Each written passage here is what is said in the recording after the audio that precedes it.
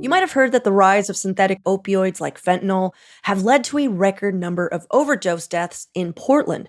But it's not just the risk associated with using the drug that's grown. As it turns out, it's actually much harder to get off the drug too. And it's one of the many factors exacerbating our city's houseless crisis. So today on CityCast Portland, we're talking with Emily Green of the Lund Report. She recently looked into the challenges fentanyl and other drugs have created for detox providers and other treatment centers in the Portland area. And she's helping us unpack some of the issues at play that we're actively seeing in our streets today. It's Thursday, June 22nd. I'm Claudia Meza, and this is what Portland's talking about. What is it about fentanyl that makes it so hard for people to get off the drug? In my reporting on addiction in Oregon, it's become clear that fentanyl is just so absolutely devastating for so many reasons. And a big part of that is the pull that it has on people.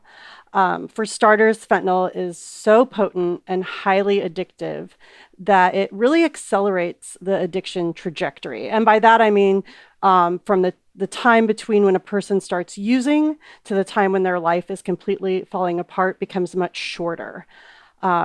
And I've had addiction providers tell me that they've seen this happen, and in many cases where people might need a few years of using to really need intensive treatment, this happens in young people even as quickly as in 3 to 6 months when it comes to fentanyl use. Wow. And you wrote specifically about Joelle White. Could you tell us a little bit about that story and what you heard from her family? So Joelle White was actually the mother. We didn't want to use her daughter's name in the story. She's a mother who lives in Scappoose, and her 25-year-old daughter started using fentanyl about 2 to 3 years ago. And her downward spiral was very quick. She's currently still using fentanyl and experiencing homelessness on the streets of Portland. She's been through detox several times. Every time she's been through detox, she's wanted residential treatment when she got out that was never available. Her mother has seen her go through fentanyl withdrawals a few times. She said it's very difficult to watch. There's uncontrollable screaming. She tries to comfort her daughter, and she can't even touch her because every part of her body hurts. And then each time she's completed detox, and she's always completed it, she's always made it to the end and wanted that next step, but it's just not there. She was given a bed in sober housing at one point, but she wasn't successful. And her mother really thinks that's because she needed residential treatment next to gain a foundation. What's the difference between detox and residential treatment? So detox or a withdrawal management facility is for people who are experiencing acute withdrawal from drugs or alcohol. So there's doctors and nurses that are there to administer medication to help them with their withdrawal symptoms. It's usually 3 to 5 days, or maybe even less than that. But once they're no longer acutely sick with withdrawal, then they need to graduate to another step.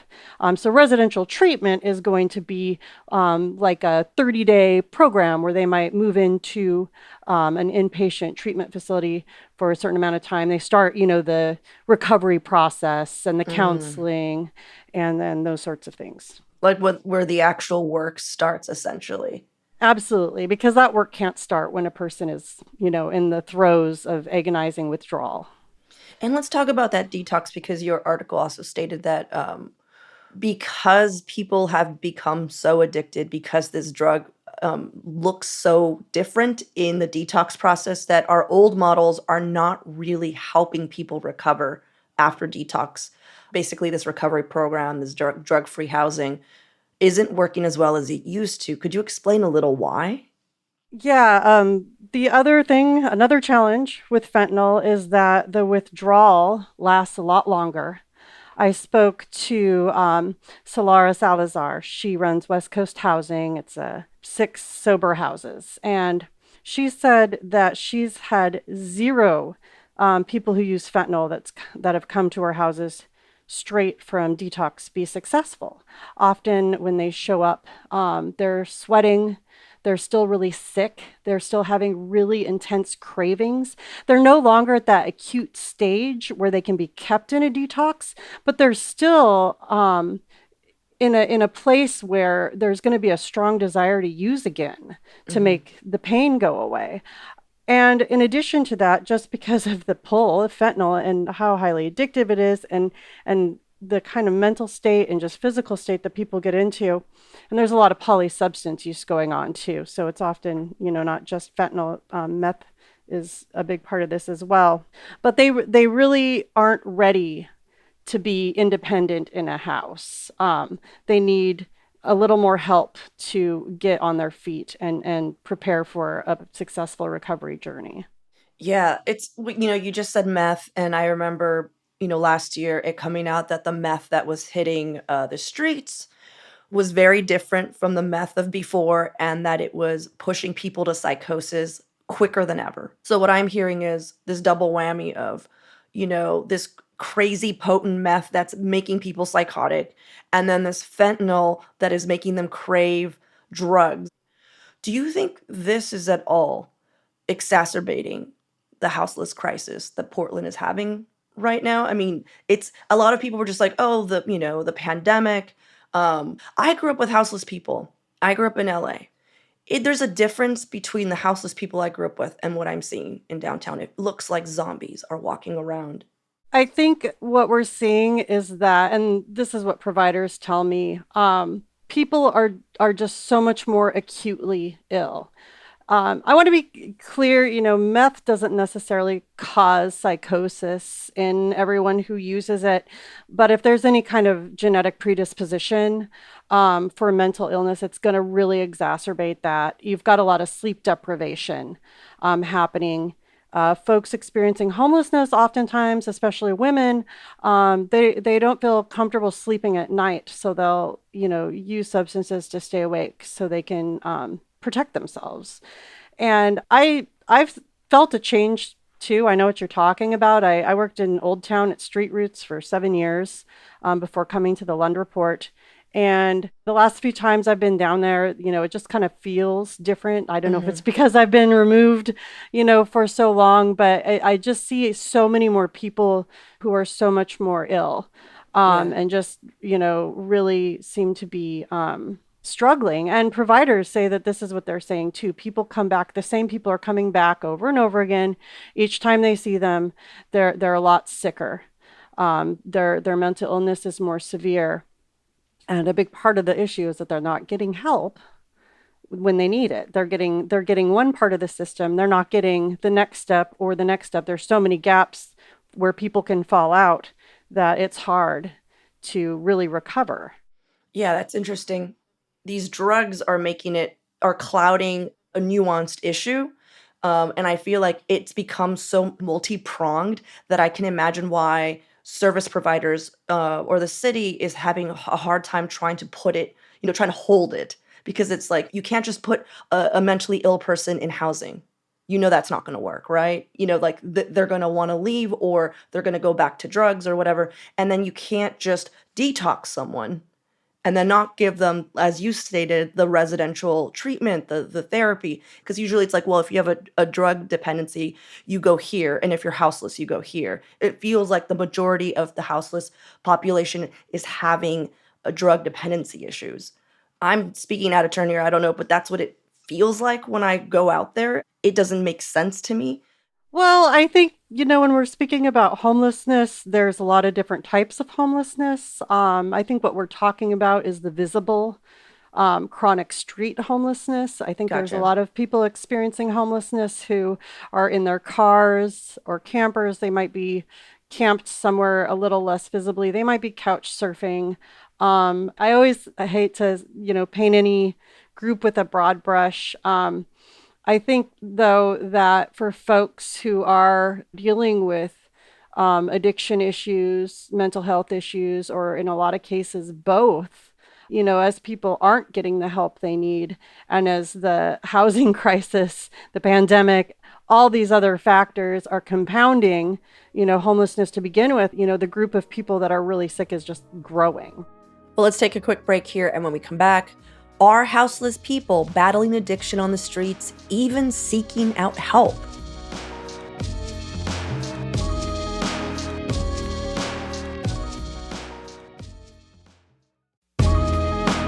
Hey, Claudia Meza here with a reminder that this show you're listening to reaches Portland's most passionate audience. CityCast Portland reaches the people who want to live here, not just the people who happen to live here. They're the most engaged in Portland life. CityCast Portland listeners are always looking for new restaurants and local events, and they care about what's happening in their community. So get your message out to the city's best audience right now with an ad right here on the CityCast Portland podcast. Learn more at portland.citycast.fm/advertise or email us at ads@citycast.fm. You said that one of the larger misconceptions about fentanyl use is that people aren't looking for help. That people are choosing to be out in the street with mental illness, and they don't care. That's what a lot of people who have very tertiary involvement with the houseless population might assume. Your reporting basically contradicts that. Could you explain that a little bit?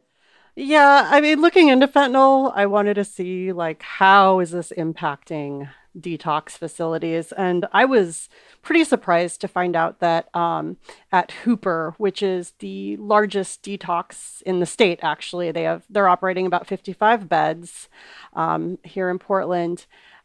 They served last year about 2,700 people they admitted for inpatient detox. They turned away another 2,000. 2,108 people were turned away simply because they didn't have the capacity to meet demand. The majority of Hooper's clientele is experiencing homelessness, according to their own internal data. So you have folks who are living on the streets, making their way to Hooper's front door, asking for help, and being told, come back tomorrow. And there's only a 35% chance that they will, because the way addiction works is you have to seize on that moment when somebody's really ready. Now, that's not to say that there aren't people who are so acutely ill that getting to the point of seeking treatment, it might be very difficult for them to do. But, as there's conversations on the Twitterverse in City Hall about finding ways to compel people into treatment, we're not even helping the people who are showing up at the door begging for treatment right now. And of course, the other piece of that is that 2,700 that do get in, what happens to them when they leave? Well, providers at both Hooper and Fora Health, which operates the other detox in Portland, told me that too often they're discharging people with substandard plans. And sometimes they're discharging people right back to the street with a plan for outpatient treatment, which is not realistic. Especially if people end up taking drugs to deal with living on the street. Yeah, I can't imagine taking drugs while still being houseless. That's a very large ask. So what kinds of things could local officials do to make a dent, you think, in this crisis? Oh, that's the $1,000,000 question, right? I mean, aside from having like double or triple the amount of detox centers and then residential housing available, do you think that would be like a first major step? Or Well, my answer here is going to be kind of nuanced. So Oregon just really lacks a complete system of addiction care. It's no secret this has been a problem for a long time. I think, it's a big part of the reason voters approved Measure 110 was to address that issue by building more treatment facilities. But what's happening is Measure 110 is building up certain parts of the system, but the money to build up residential treatment and more housing, that needs to come from somewhere else. Under Governor Kate Brown and the former administration over at Oregon Health Authority, I found there really was no coordinated strategic plan for building up that system. And honestly, I don't see that that has really changed. A big part of Kotek's plan is spending the investment from the legislature in 2021. It was like close to $1 billion in behavioral health care. But I asked her office, I asked Oregon Health Authority, okay, how many residential treatment beds for addiction is that money going to pay for? They didn't know.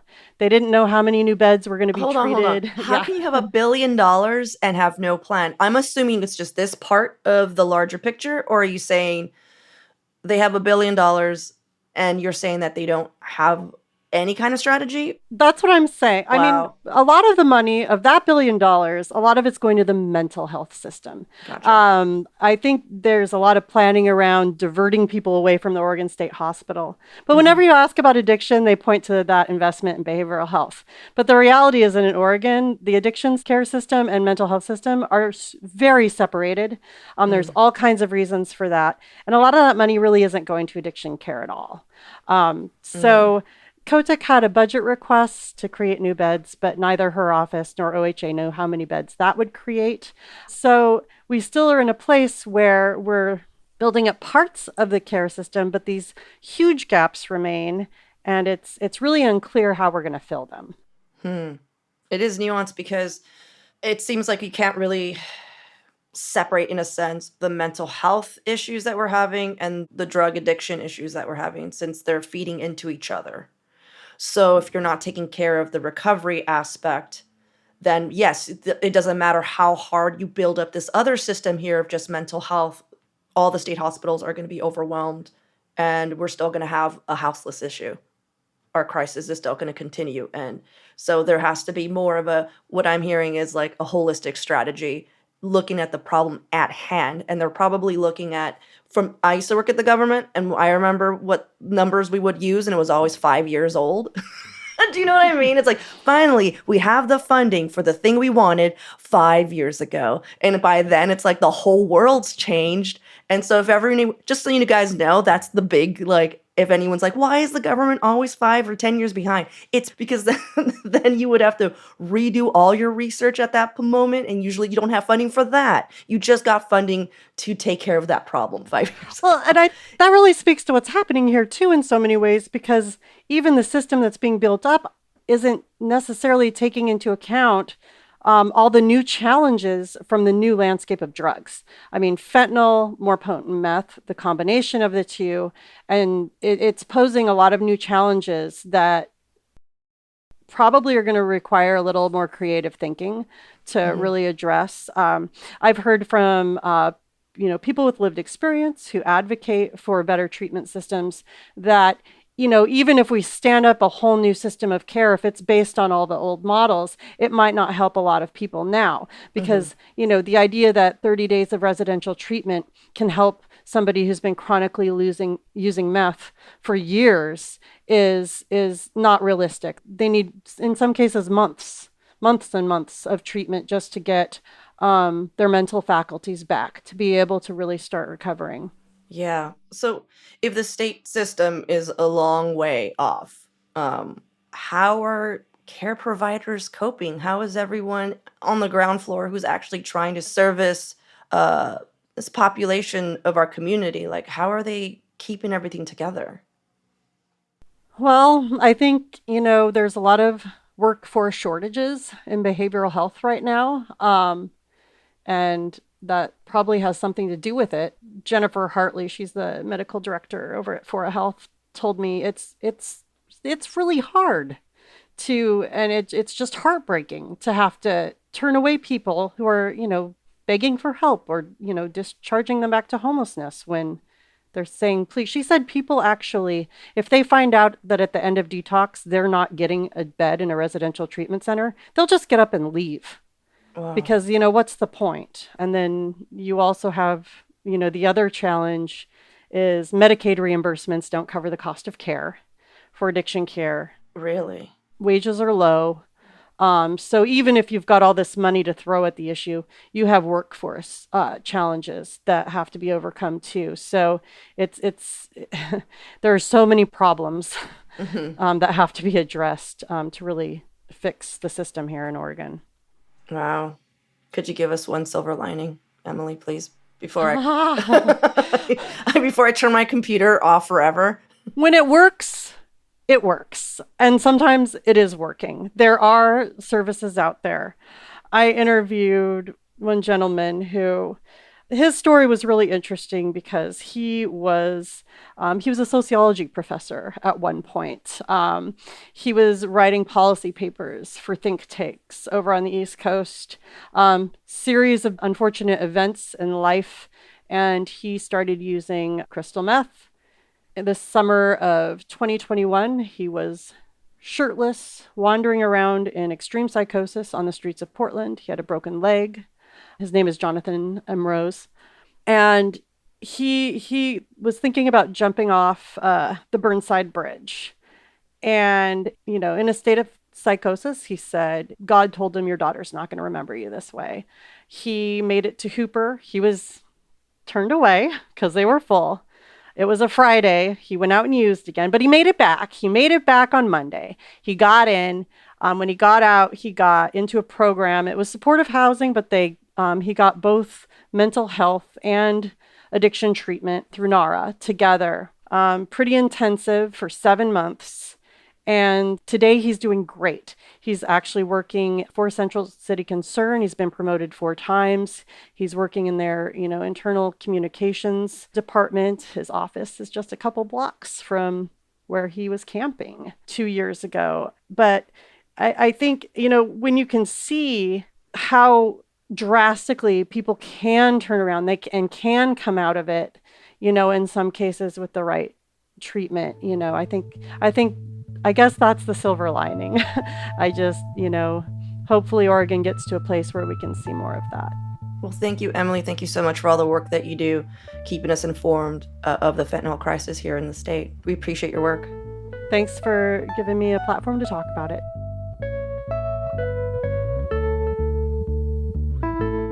And now for your microdose of news. The state legislature is getting ready to approve $1 billion in bonds to help fund the expansion and replacement of the I-5 bridge over the Columbia River. Now, this decision and money came out of seemingly nowhere this past week. Washington State has already approved its portion of the funds for the nearly $6 billion project. We'll be diving a bit deeper into all of this on Friday's News Roundup.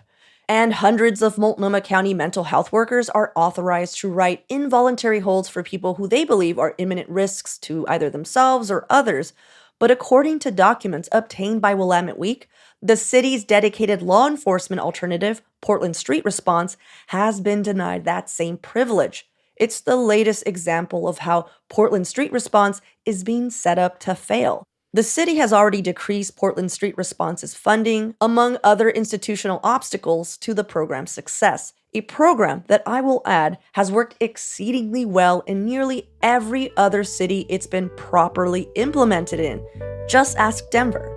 For even more local news and events, sign up for our daily newsletter, Hey Portland. We'll throw a link in the show notes.